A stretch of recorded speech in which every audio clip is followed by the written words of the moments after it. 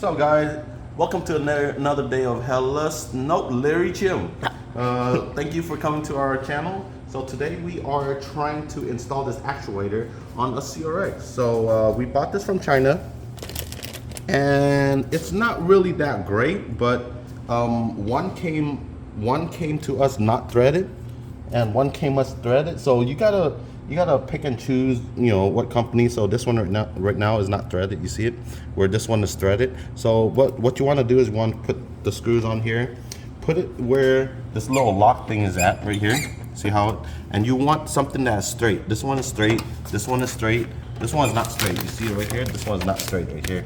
So when you move this back and forth, it's not straight. But you want somewhere where it's straight. So we're gonna probably put it right here, right here. But obviously we can't bolt this there. So what we're gonna do is we're gonna give you an extra bracket like this.